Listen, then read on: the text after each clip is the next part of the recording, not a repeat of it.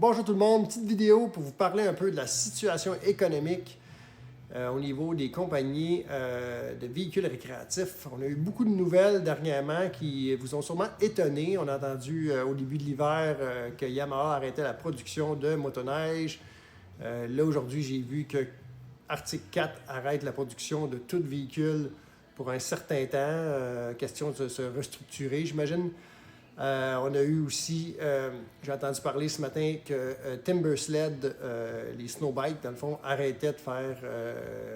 Timbersled arrêtait, dans le fond, qui était une compagnie qui appartenait à Polaris, qui était les leaders dans le monde du snowbike. Fait que triste nouvelle. Il va rester. On avait Camso qui avait arrêté.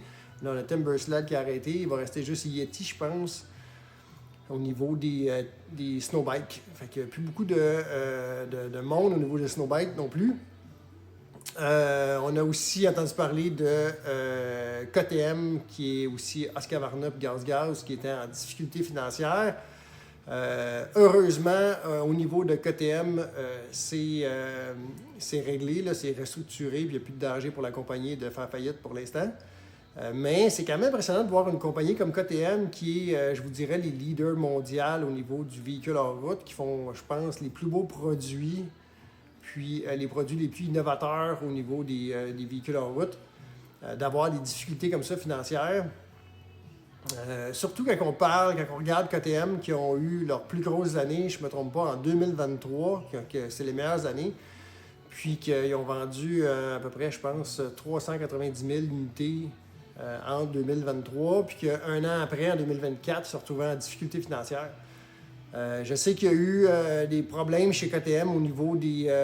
ils sont partis, ils se sont lancés dans les vélos électriques, puis ça n'a pas marché comme ils pensaient, puis ils ont investi beaucoup d'argent dedans. Fait que ça, je pense que ça a été une des raisons principales pourquoi que, KTM s'est retrouvé dans une mauvaise position. Puis l'autre raison aussi, je pense, c'est que ils sont partis que ça se vendait en fou dans la pandémie. Fait que c'est dur un peu d'ajuster la production. Il y avait une demande qui était super, super haute en pandémie. Un an après, on monte les taux d'intérêt.